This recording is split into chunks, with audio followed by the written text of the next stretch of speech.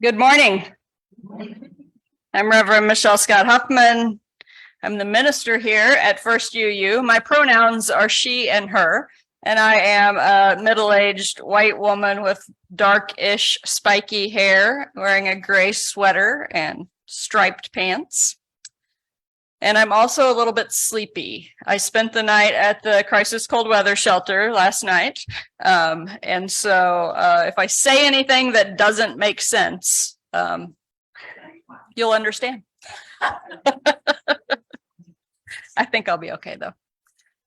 It's been a joy to talk this month about the topic of wonder. And so far, we've talked about many paths to wonder, touching on just some of the many religious and cultural celebrations happening around this time of year that invite us into our own experience of wonder.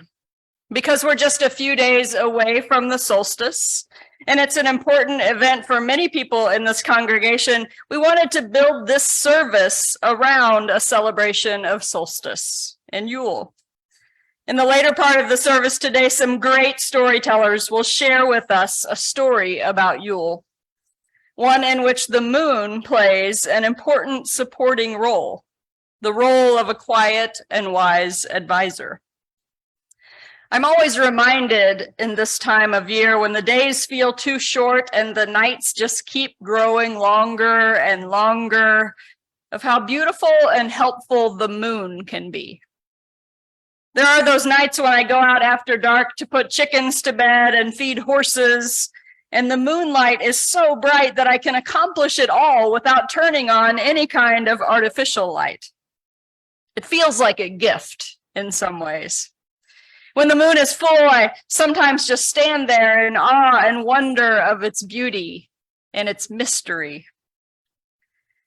The full moon this month happened on December 8th. According to pagan tradition, on years that the full moon falls before the winter solstice, it is referred to as the mourning, M-O-U-R-N-I-N-G, moon. For our early pagan ancestors, this was a time of cleansing by stopping bad habits to make one stronger to service the cold winter ahead.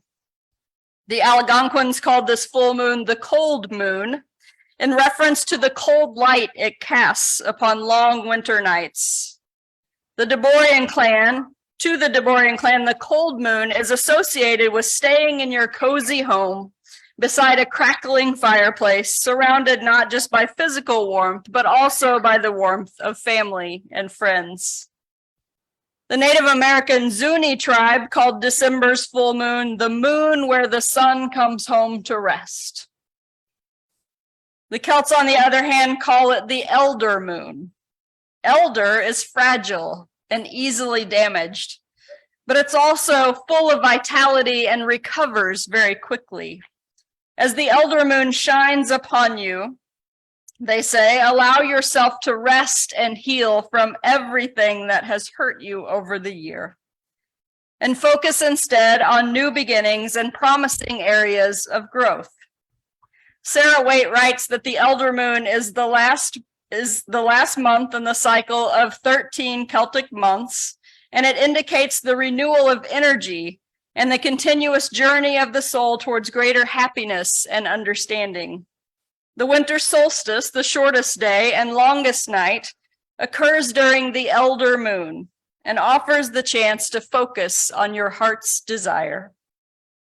So here we are, in the darkest and very soon to be coldest time of the year. But somehow, at least as of this coming Wednesday, we're already moving toward more light and warmth.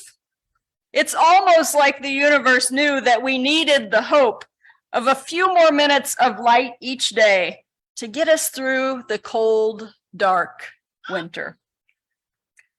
Even so, I worry that sometimes we are so anxious to get back to the light that we miss the gifts of the quiet darkness. A book that I read several years ago comes to mind. It's called Gifts of the Dark Wood, 7 Blessings for Soulful Skeptics. The title is a play on word from Dante's Divine Comedy. Dante wrote, "In the middle of the road of my life, I awoke in a dark wood where the true way was wholly lost. Eric Elms writes, thanks to the Italian poet and moral philosopher Dante, the dark wood has been misunderstood in the West for the better part of the last millennium as a place to be feared and avoided. The mystics taught that in the dark wood, you discover who you are and what your life is all about. The surest context for awakening and discovery is found in the dark wood. Elms names 7 gifts of the dark wood for our consideration. Perhaps you can name more. His list includes emptiness, uncertainty, getting lost, being thunderstruck, temptation, disappearing, and becoming a misfit. He goes on to say, you may find it strange that darkwood experiences could bear gifts or blessings that enable you to find your path, but it's a part of life's generosity. How nice to know that you don't have to be a saint to find your place in this world. You don't even have to be above average. All you really need to be is struggling. Thank goodness. And so even as we celebrate the soon coming return of the sun, let us not rush too quickly past the lessons and gifts of the darkness. Celtic poet and philosopher John O'Donohue wrote, though you live and work in the light, you were conceived and shaped in darkness. Darkness is one of our oldest companions. It can never really surprise us. Something within us knows the darkness more deeply than it knows the light. The dark is older than the light. In the beginning was the darkness. The first light was born out of the dark.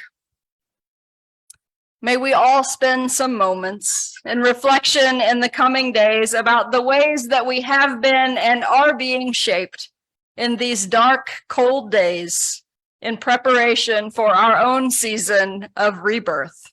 Blessed be, and amen.